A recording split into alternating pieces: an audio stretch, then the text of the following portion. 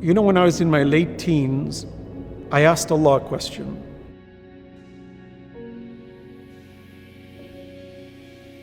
I realized that I was blessed to exist, and I always questioned, why do I exist when there was nothing I did to exist? And I concluded that Allah is merciful, He created me due to His mercy. But then I asked Allah a question, and I was having a difficult time to get an answer. I said to Allah, you've created a system, and time is an integral part of my existence. I would like to be able to go back in time. Oh Allah, show me a way where I can stop time and go back, so that I can correct my mistakes and maybe go back and do it over again. And the answer that always came back to me was no. Time is a one-directional vector, and there's nothing you can do about it. You know, wal asr innal insana lafi khusr. By time, mankind is at a loss. Except you do the four things, you will be successful. How do I manage this problem? Because all my mistakes are permanently ensconced in yesterday, and there's nothing I can do to fix it. That to me is a problem. It's almost like a cancer that's hanging over my shoulder. And an answer came by Allah's guidance, that if you want to go back in time, you must move forward with the next generation. So let us say you want to be 5 years old, then take a 5-year-old and change the life of that 5-year-old. That's you going back in time. Whatever age you want to go back to, find that generation that's that age, and that's you going back in time forever. And I said, aha. So I know what my mission in life is, that I must engage perpetually with the new generation as me going back in time and fixing every possible mistake I made by helping the next generation not to make the same mistakes I did. That's what drives me every single day.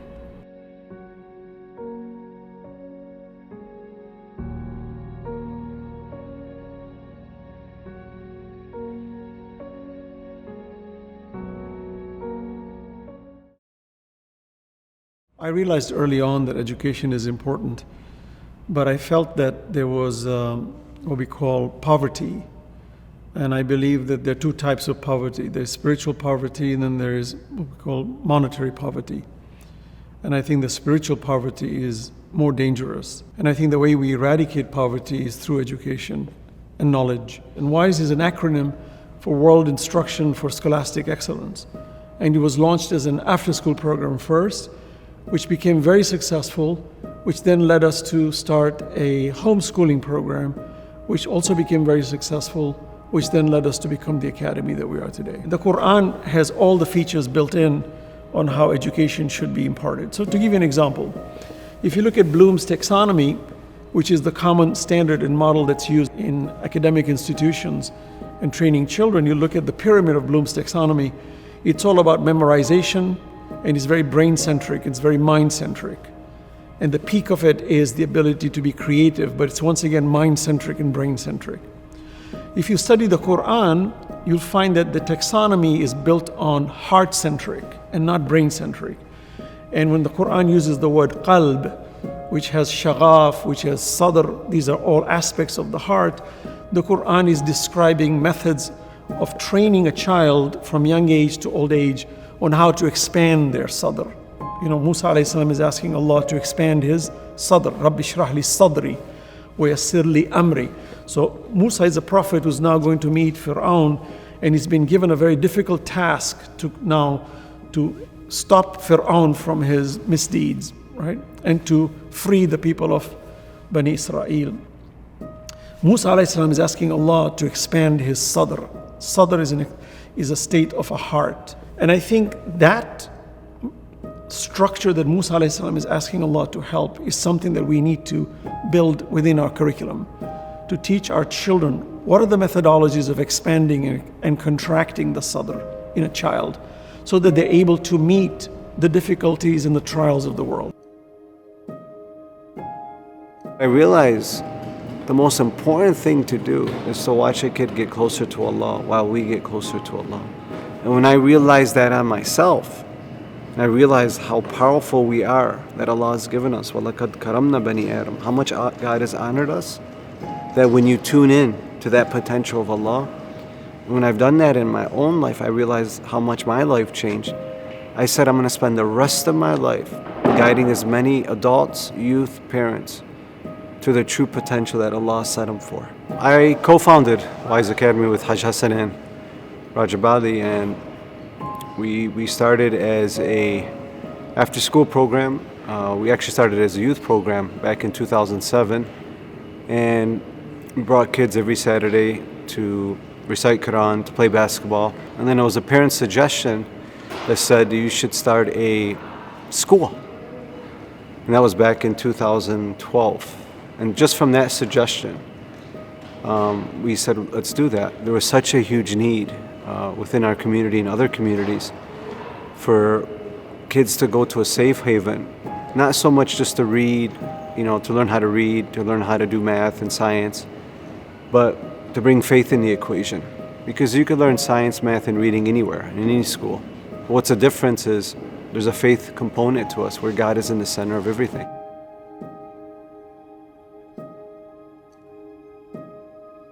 The basic notion is what we give the students is just letting them know that you've been fooled, that you don't need something outside of you to feel whole. Allah's already created you whole. Allah's already created you enough.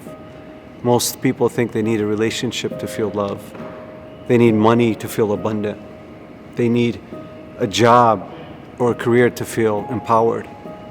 You're already empowered, you're already abundant, and we're already in love.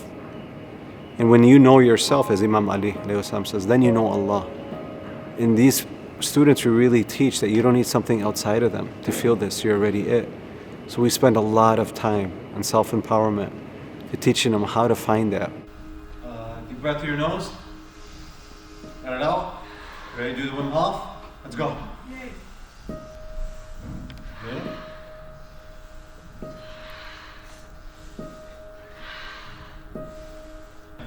Whose first time they held their breath that long? You? Now, if somebody before this would have told you, you can hold your breath for 1 minute and 40 seconds, what would you have told them? No, right? You wouldn't have believed it, right? How many other things that you believe in about yourself that are just not true? You get it? That's how supernatural you are. That's why in Islam says, question your beliefs and make sure you get rid of the ones that are not true. Unfortunately, parents have an egoic nature of raising their kids. So when their kids make a mistake, they yell at them, they get angry. And we teach them, instead of disciplining out of love, we realize that if you truly discipline out of anger, that when your child does do a mistake, either at home or at school, you come up with a discipline plan saying, I'm not angry, but this is what we agreed on. And because I love you, this is why I'm taking the iPad away for 2 weeks. Instead of the older mentality where everything is out of anger and hate when a parent feels uncomfortable because their kids made them feel uncomfortable. And when we change that dynamic at home, we see tremendous results. So it's very important for we have parent involvement in the school, and we work really, really hard for that.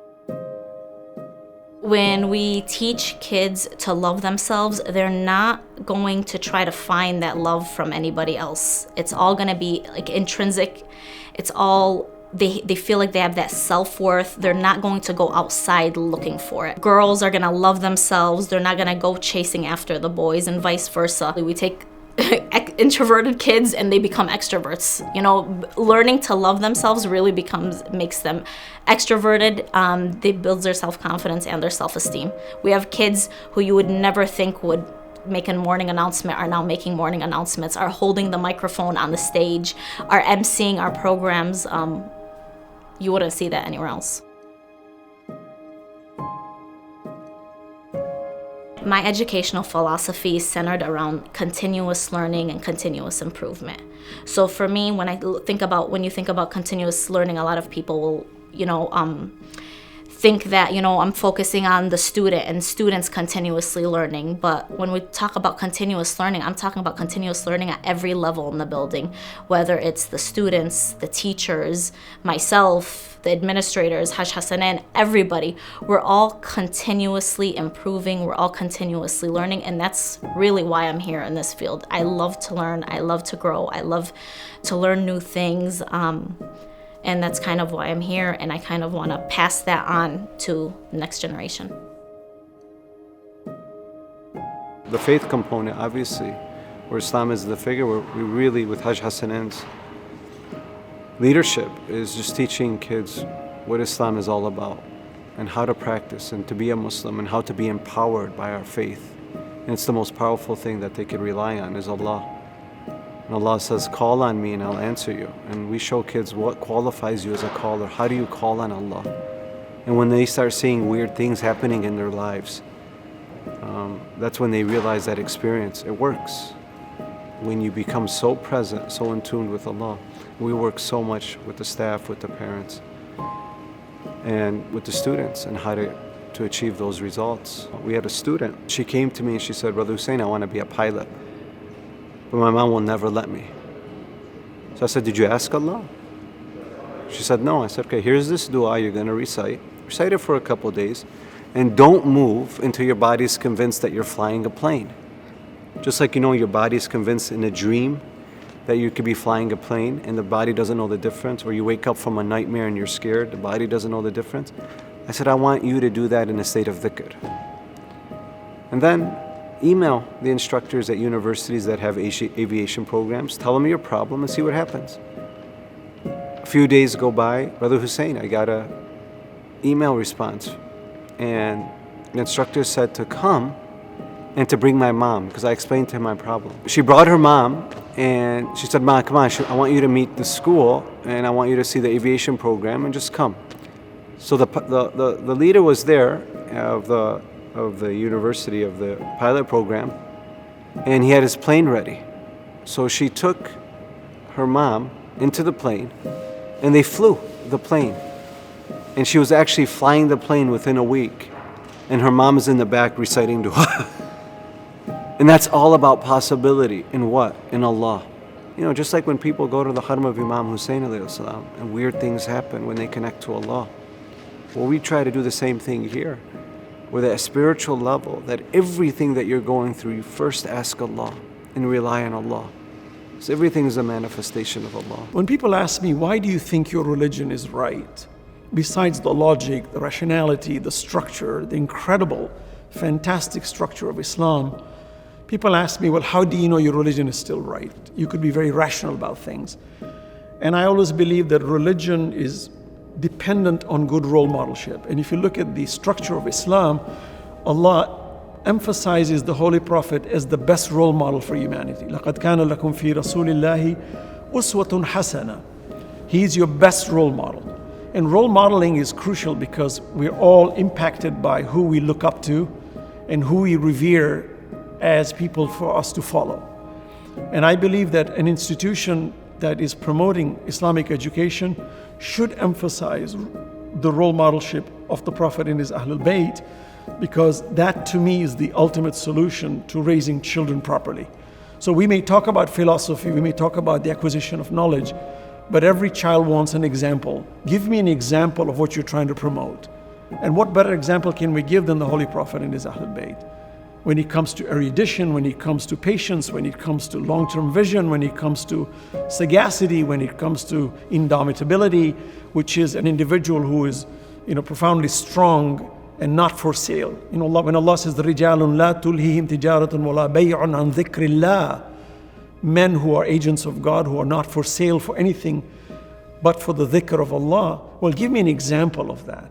And when we provide such examples, we now implement those individual role models in our educational system and say, we're going to train you to become similar to these role models. And I believe role modelship is crucial as part and parcel of the academic standards that we need to teach our next generations. I think kids these days are just so confused. I think they have so much access to technology and social media that they're seeing what's happening outside of this bubble, and they're kind of conflicted with religion, culture, the Western culture, the culture back home, and they're trying to find that middle ground. And I think here at WISE, they're able to find that middle ground. We're not your typical Islamic school. So the kids do feel comfortable. They feel comfortable coming and talking to us about things that they normally wouldn't talk to their parents or other teachers about at other schools. WISE has been able to kind of take the Western culture from back home, and incorporate religion, and the kids kind of feel like they have that safe ground or safe haven. The blessing we have today is that we've had about 10 families around the world migrate to Michigan from Africa, from across the United States, from Canada, and join WISE and bring their children here, and parents have bought houses right around WISE. To me, that's a testament of something that holds a great future.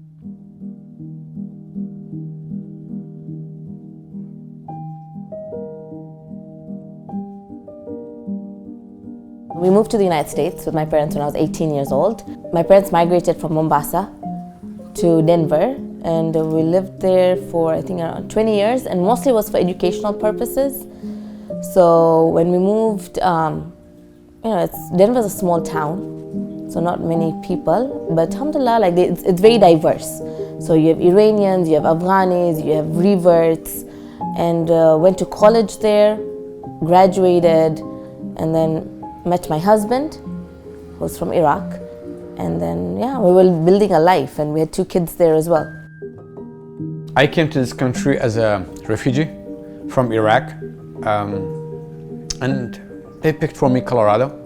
So when I came to Colorado, I mean, there's a Muslim there, but it's not a lot. In Colorado, I met my wife. In Denver, I always thought like, okay, where I'm gonna send my kid, like which kind of school. For some reason, God made me to come to Michigan for a business. My wife said, hey, there's a school, there's an Islamic school, it's called WISE. What about if we go? I said, yeah, I mean, I read about it and I told you the name. She said, yeah. I said, okay, let's go take a tour. When Abu Hassan came, and in December to Dearborn, he's like, Marcia, this is amazing. It's an amazing town. He came back and he's like, maybe it's something that we should think about. Their masajids, they all speak Arabic. I knew that Brother Hasnain Rajbali had already, he had a school, I'd heard about it. I never thought of WISE as something that, mashallah, it's a good school, it's a Shia school, and there are other Shia schools around, but never thought about it. But then when Abu Hassan brought it up, I was like, okay, He's like, let's go check it out. So in January of 2021, we came. They gave us a tour, and that was it. We were like, okay, khalas. But there was still you still have doubts. And I kept on reciting the dua of Nabi Musa, Rabbi inni lima anzaltu ilayya min khayri faqir. Like, Allah, whatever's khair for us, whatever's good for us, for our family, show us the path. And I remember reciting that from the time we boarded the flight from Denver. We came to Michigan, we did the tour, the school tour, we walked, we looked around. I kept on reciting the dua, like, Rabbi, just show us the way. After Fajr, I did istikhara, and it came, Surah Maryam came. And it was a very, the verse just spoke to me. And I was like, that's it, Maher, we're doing this, we're going. As you enter the school, you know that there's a different feeling. It's so, the way they've set it up, I mean, how professional they are, the way, the idea, the principles behind it. You're teaching Islamic values, but it's another step forward. You're teaching Shia values.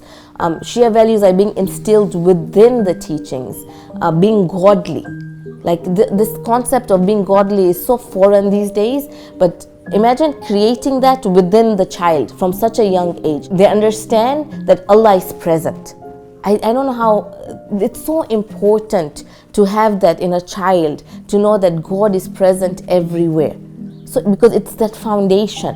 Everything else I feel like is fluff, so long as their relationship with God is so strong. I think everything else then you just build on that. The first thing my son, every time he walks in the school, he will see this namaz room. So there's something namaz, he has to pray. Your son or your kid, they're in a safe place. Really, you don't have to worry about them like the other schools in US. They're in somewhere safe, and they're learning everything about Islam and everything about the Al-Bayt, of course. The way that their WISE's curriculum is set up is that it just continues building, right? So you're building these young leaders, right? And young active leaders who are going to go out there, and they're going to be able to be so confident in their faith that they're able to, even if someone questions them, There's no doubt in them. They'll be able to explain, understand. First of all, they'll be able to understand who they are. They'll know that who they are, where they come from, what their roots and their foundation is, and give them that confidence to go out there and speak up. And I think that's what WISE is doing, creating confident leaders for the future. So WISE has taught me how to become an exemplary Muslim in a Western society. We grew up, we learned the Quran, we memorize, we learn Hadith, we learn about Ahlul Bayt, we learn about how life is in the East. But WISE Academy has taught me how to implement that into a Western lifestyle. In other schools, my friends, a lot of them, they don't have an opportunity to pray. Like they play basketball, like I play basketball. I could be a basketball player, but at the same time, I don't have to compromise. I don't feel vulnerable, like it's a loving community. We're all brothers and sisters here. There's no stress or pressure, faith, religion, nothing is forced upon anyone. WISE Academy taught me how to be a practical Muslim, how to implement Islamic values into my everyday life.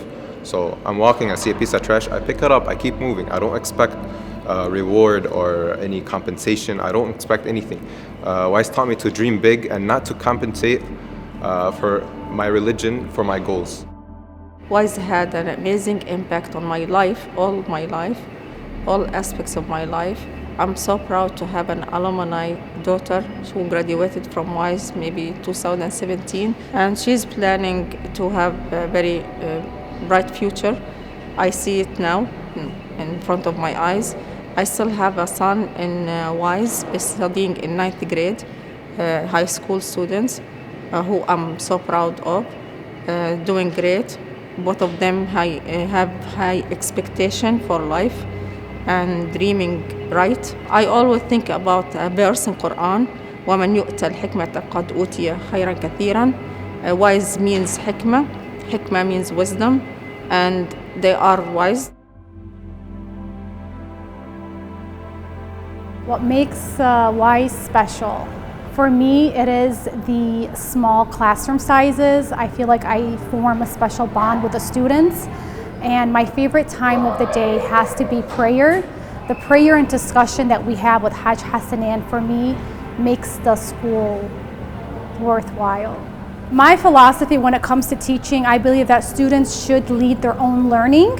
I'm just there to encourage and guide them, but students should take leadership and guide their own learning. I've actually had a student who personally came up to me after they left WISE and told me, could you please speak to my parents once more and to somehow convince them I want to come back to WISE. And I asked the student why, and I remember she told me something along the lines of, at WISE you form a special bond with the teachers. You do have that teacher and student relationship, but at the same time you form a friendship with the teacher because the teacher is always there for you. I would like to see our WISE students as honest, ethical, moral, and future leaders that bring positive change to the world. I am a teacher and a parent here. I drive 35 miles every day coming to WISE, and I feel so blessed being part of my Muslim community. I feel obligated. I always tell my own children, there is a reason that we are here. So I'm certified for the state of Michigan. I also last year taught at public school, but decided to come back to WISE so that my own children and the children of my community can benefit from it. My children can find friends that they can be similar with them. Personally, I believe friends have a great impact in our lives. So that's the main reason I drive 35 miles in the morning coming to school, 35 miles going back home, so that I help them to have and find good friends. Kids are at home, they're playing video games, they're on Instagram. So in their brain, they get a dopamine drop. And when they're on Instagram, they need more of it. And when they're on video games, they need the next level. They need more of it. Doesn't that sound like an addiction to you? So now they're told to go to school to pay attention. Now they're told to the parents, let's go walk around the block. Let's go to the mosque and pray. Their response, boring, because I was just a God and I just saved the world. And because of that, and because we haven't found the boundaries of how to bring information to our kids and how to allow them to explore, kids become very confused. And then nothing outside of them stimulates them. So when we take those things away and we teach kids how to find that within, and you give dopamine drips of how does it feel when you get an A, when you pass the test and it feels good, or you finish a book, or you accomplish something, or your parents acknowledge you in the right way, and you give them that growth mindset where it's all about progress.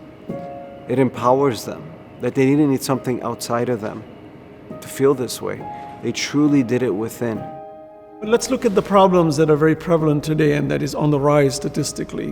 One is depression, the other is suicidal ideation, and of course drug abuse. These are major problems that are affecting the younger and younger generations as we move forward in time. There was a time a certain age group was affected. Now it's affecting even the younger groups. When we don't provide children with a holistic system of education, which is material and spiritual, we end up compensating the deficiency of spirituality with depression, antidepressants, and so on. That's really the biggest challenge we have in society today, that when a parent decides to send a child to an Islamic school, there should be a factor to understand that the child is going to get equal, if not greater, academic standards, but they're getting a spiritual foundation that is not provided in public schools. Everything we're doing is because of Ahlul Bayt. If not for the Holy Prophet, the Quran, the Ahlul Bayt, I wouldn't know what to do.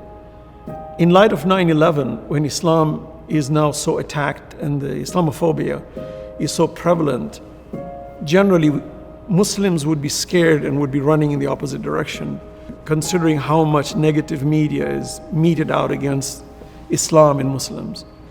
But when we look at Ahlul Bayt, who lived in nothing but under those very harsh conditions, and they rose up to the standards and they brought light to the world, despite all those difficulties. I think Ahlul Bayt to me is the fuel that drives us. It's the GPS that gives us direction. And the Quran, which is the written document, and the practical document is the Prophet and his Ahlul Bayt. They are the Quran, and as we say, a natiq. And the Quran is, it's a samit, it is a silent one. This is the talking one. The two are inseparable. So I believe if one is going to give good Islamic education, it must be holistic on both sides. At the rate that we've been going and growing and where we were, my first classroom I think was probably like maybe a 40 or 50 square foot classroom. And now we're in this beautiful facility. And it's only been roughly 9 years, but the amount we've grown each year and the strides we've taken each year have been amazing. Where I see WISE in the next 5 years, I honestly say that we are going to be one of the most competitive schools out there in the area. I believe wherever your attention goes, energy flows. It's up to us to keep pushing the envelope. That's why we have a leader in Hajj Hassanin who pushes the envelope. He keeps putting the attention, he keeps setting the bar higher. Look, we have I think it's now going to be a 120,000 square foot building. I think it's a $20 million building valued at. And if somebody would have told us 12 years ago we're going to have a $20 million building in prime area in Dearborn, we would have said impossible. But Allah is saying, do the work. Don't worry about the goals. Just make sure you focus on the process. And I'll bring things to you that are unimaginable. That's in the Holy Quran. And we didn't ask for this. Allah brought this for us unexpectedly. And I think, to me, the reason why we're able to achieve this, it's through the prayers of mothers. When a mom comes to me or Hajj and says, you saved my kid's life. He's changed. He went from, when a kid comes from, let's say, a public school and is straight E's or D's, and I say, okay, we'll give you a 1 month probation. And now he goes from that to becoming on the honor roll, where now he's getting scholarships. So now all your attention just went from worst possibility of maybe high school dropout to changing your whole destiny. He did that. And then the parents come and pray for us. That's what protects us. And I think because of that, it allows us to keep pushing and say, what else could we do to change the future generations? How do we kill this generational curse? And I think with the supports of Allah, the prophets and the imams, the sky is the limit. I'm a strong believer that academically, from a spiritual standard, and as a holistic standard of a school, we should be so exemplary that the world should recognize us as one of the best schools in the world.